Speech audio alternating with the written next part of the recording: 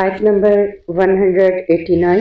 هو الذي خلقكم من نفس واحدة وجعل منها زوجها ليسكن إليها فلما تغشاها حملت حملا خفيفا فمرت به فلما أثقلت دعوا الله ربهما لئن آتيتنا صالحا لنكونن من الشاكرين.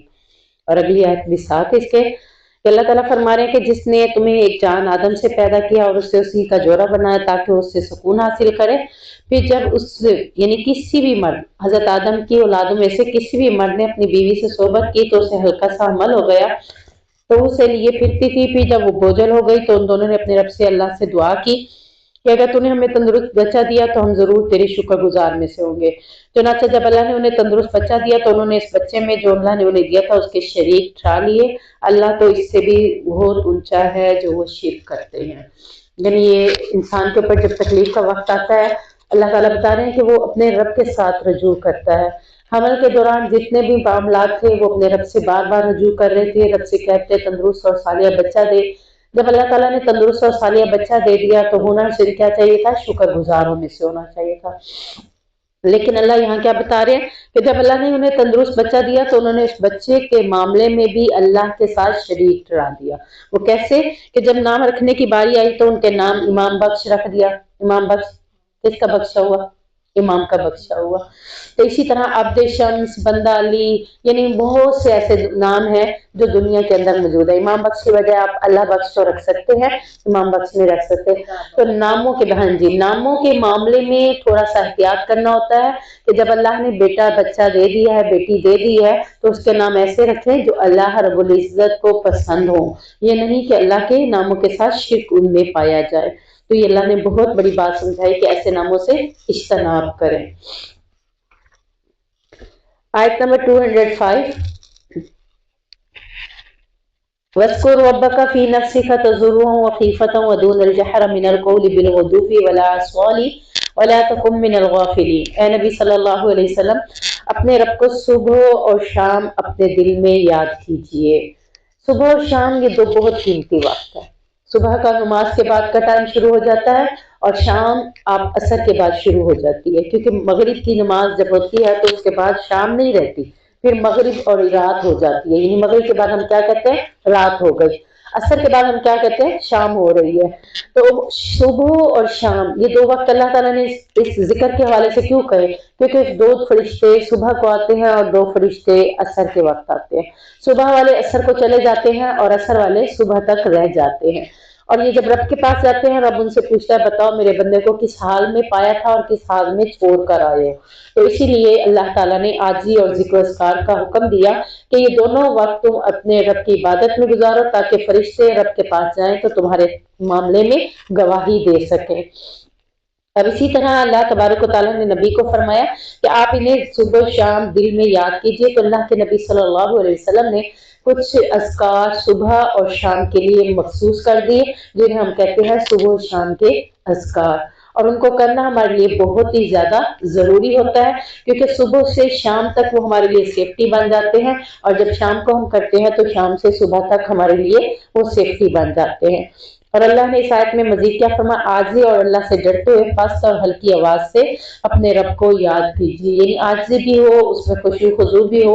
عاجزی کیسے ہو سکتی ہے؟ بعض لوگ کہتے ہیں ہم نماز پڑھ لیتے ہیں، چلتے پھرتے اذکار کر لیتے ہیں، چلتے پھرتے یا لیٹے، اور میں نے جو اپنی زندگی سے آزمایا کہ چلتے پھرتے لیٹے اذکار میں وہ توجہ نہیں ہوتی جو چاہے نماز پہ بیٹھ کر کرنے میں ہوتی ہے۔ تو عاجزی کب آتی ہے؟ جب ہم اسی جائے نماز پہ بیٹھ کے اللہ کے ناموں کو، اللہ کے اذکار کو یاد کریں۔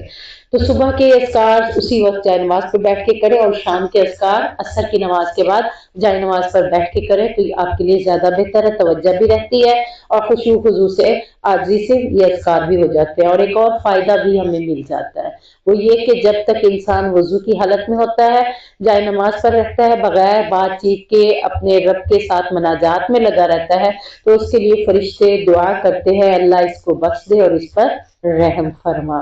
تو یہ دعا بھی ہم اپنے رب فرشتوں سے لے سکتے ہیں، تو اس کے لیے ہمیں اہتمام کرنا ہوگا کہ وضو بھی ہو اور جائے نماز پہ بھی بیٹھ کر اللہ کے ذکر و اذکار میں اپنے آپ کو مشغول رکھیں۔ सूरतुल अनफाल, अनफाल का मतलब है माले गनीमत। ये माले गनीमत वो होता है जो दुश्मनों से लड़ने की सूरत में दुश्मन पर फतह पा जाते हैं जब, तो दुश्मन अपना मालो अतबार छोड़कर भाग जाता है और फिर जो उसका माल होता है वो समेटा जाता है, उसी को माले गनीमत कहते हैं। इस माले गनीमत के हवाले से जो साबका अंबिया के या साबका उम्मतों के अंदर मामला था, वो ये था कि माले गनीमत जब इकट्ठा होता तो उसको मैदान में रख देते, अल्लाह की तरफ से आग आती और उस माले गनीमत को खा जाती।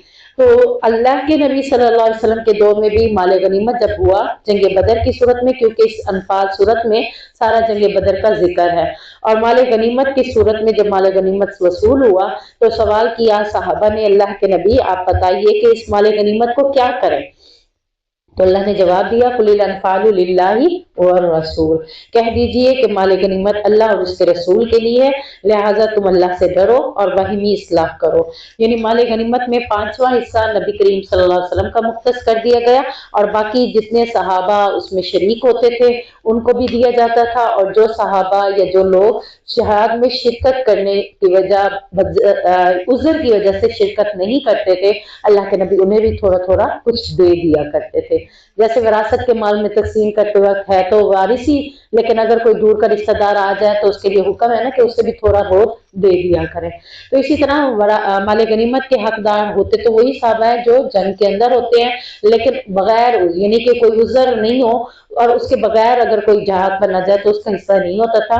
जिनके उज़र होते थे, उज़र की वजह से वो जिहाद में नहीं जा सकते थे, दिल में ख्वाहिशें रखते थे, तो अल्लाह के नबी उन्हें भी कुछ न कुछ जरूर दे दिया करते थे।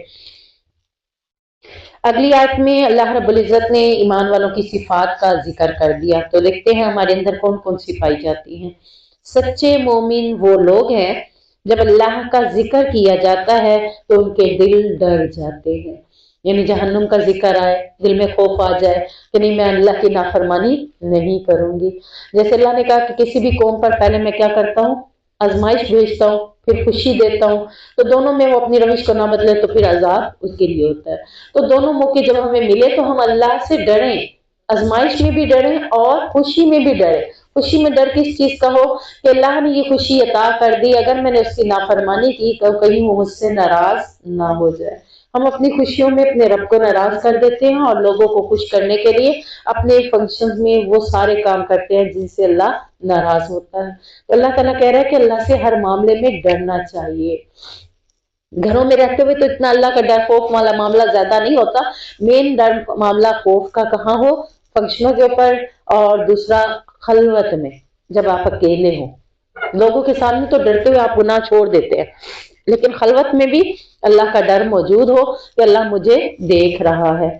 और दूसरी चीज क्या कहा अल्लाह ने कि जब उन पर अल्लाह की आयत तिलावत की जाती है तो उनका ईमान बढ़ा देती है। यानी हम इंशाल्लाह दूरा कुरान पढ़ रहे हैं, सुन रहे हैं, इंशाल्लाह जो पहले ईमान का लेवल था उससे अपने ईमान के लेवल को अप करेंगे, तो फिर ये हमारे अंदर भी सिफ्त आ जाएगी कि हमने जब अल्लाह की आयत को सुना है तो अपने ईमान को और भी बढ़ा दिया है। तीसरी चीज है कि वो अपने रब पर ही तवक्कल करते हैं, रब के सिवा किसी और के आगे मांगना झुकना उनके अंदर नहीं होता। उन्हें यकीन होता है कि देगा तो हमारा रब ही हमें देगा, रब के अलावा नहीं। आप देखें समटाइम ये होता है, अम्मी मेरे पास ये नहीं है, अम्मी मुझे ये चाहिए, अम्मी मुझे वो चाहिए, रहती कहाँ खावन के घर में, अम्मी से क्यों मांग रहे हैं, अपने रब से मांगे वो चीजें, रब आपको देगा। प्यारे नबी ने क्या सिखाया कि जब तुम्हारे घर में नमक भी नहीं है ना तो उसी रब से मांगो, जूते का तस्मा नहीं है तो रब से मांगो। हम देखते हैं कि शादीशुदा बेटियां माँ के घर जाके वो वो रोना रो रही होती है, मेरे पास ये नहीं है वो नहीं है, मेरे खाओ ने ये नहीं ले दिया वो नहीं। एक तो नाशुक्री हो गई, और नाशुक्री औरत को घर में रखने का हुक्म ही नहीं। और दूसरी चीज क्या हो जाती है, यहाँ पे अल्लाह पर तवक्कल नहीं है, अल्लाह से मांगते तो अल्लाह जरूर अता कर देता। चौथी चीज, नमाज को कायम करते हैं, किसी भी मौका पर नमाज को छोड़ते नहीं है। पांचवी चीज कि अल्लाह ने जो उनको रिस्क दिया है उसमें से अल्लाह के रास्ते में खर्च करते हैं। यानी अल्लाह के नबी सल्लल्लाहु अलैहि वसल्लम रमजान में कसरत के साथ अपने अपने माल को खर्च करते थे। तो यहाँ भी हमें अल्लाह ने कह दिया जो भी तुम्हें दिया اس میں سے اللہ کے راستے میں خرچ کرنا ہے۔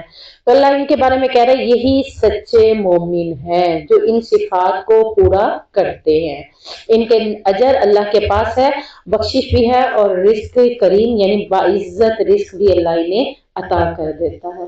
تو اللہ ہمیں ان میں شامل فرما دے۔ آیت نمبر 7 وَإِذْ يَعِدُكُمُ اللَّهُ إِحْدَى الطَّائِفَتَيْنِ أَنَّهَا لَكُمْ وَتَوَدُّونَ أَنَّ غَيْرَ ذَاتِ الشَّوْكَةِ تَكُونُ لَكُمْ۔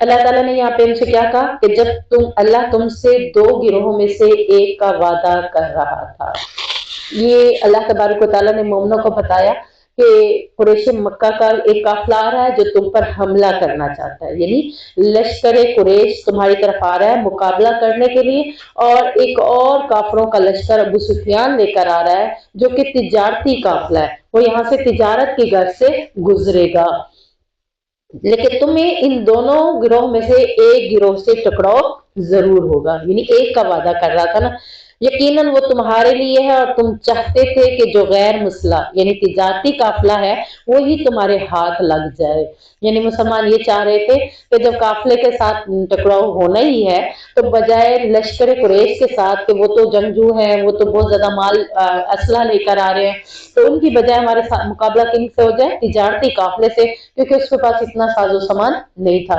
ابو سفیان کے بارے میں آتا ہے کہ وہ اپنا جب تجارتی قافلہ لے کر نکلا تھا تو اس نے گانے والی بھی ساتھ لی تھیں، ناچنے والی بھی ساتھ لی تھیں کہ جب ہم اپنا تجارت سے فارغ ہوں گے تو میلہ لگائیں گے، جشن منائیں گے، ناچیں گے، شراب پیئیں گے، رقص و سرود کی محفل، یعنی اس نے ایک بارات تیار کی تھی۔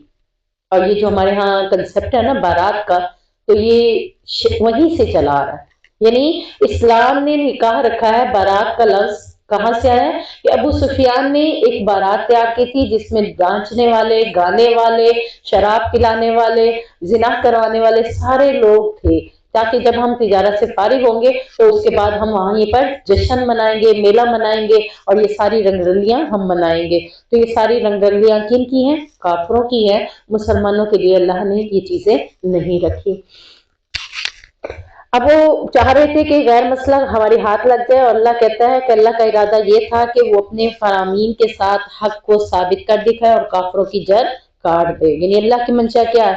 لشکر قریش ان سے ٹکرائے، اور ہوا بھی یہی تھا، لشکر قریش ان سے ٹکرایا تھا، جنگ بدر معاملہ ہوا تھا، 313 یہ تعداد تھی، ان کی تعداد زیادہ تھی، اور پھر اللہ رب العزت نے ان ساری آیات میں آگے مسلسل جنگ بدر کا ذکر ہے کہ 5000 فرشتوں سے ان کی مدد کی، اور پھر جنگ بدر میں فتح مسلمانوں کو ہی ہوئی تھی۔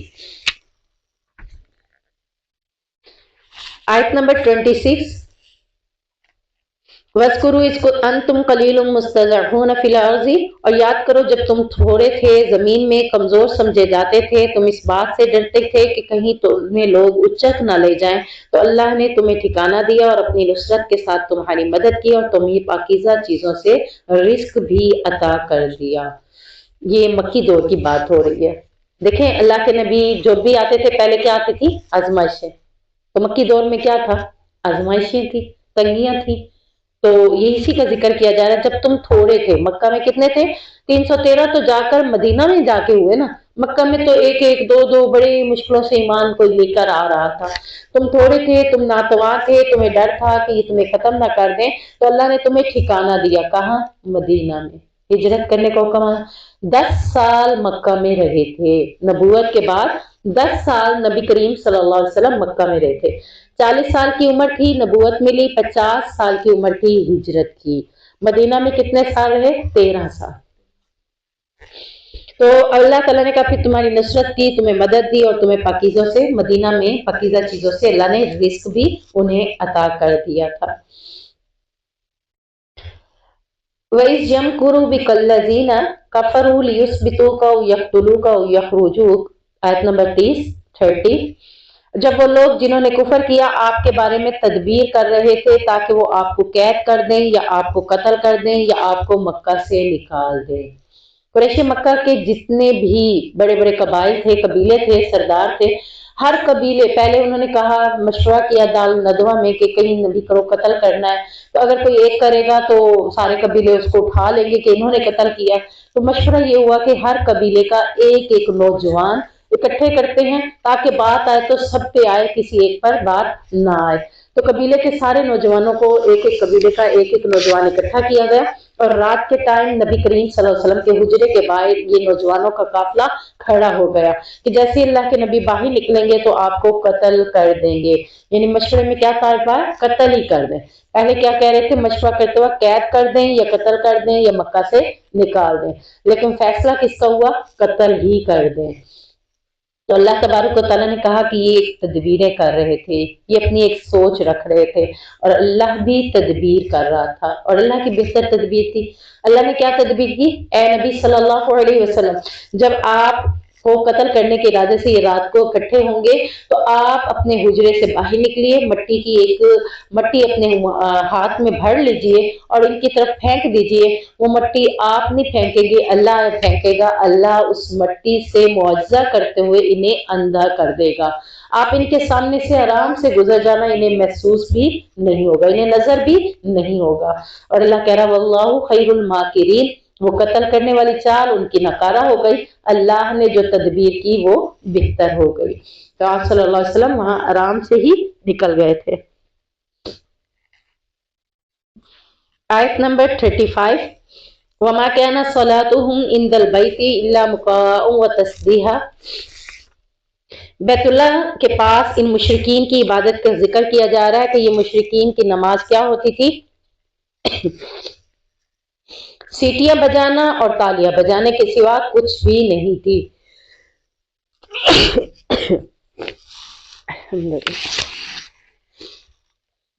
मुशरिकीन जिस तरह बैतुल्लाह का तवाफ नंगा होकर करते थे, यानी ये उनकी इबादत थी कि वो जब भी बैतुल्लाह में आते थे तो नंगे होकर आते थे, ये उनकी एक इबादत थी।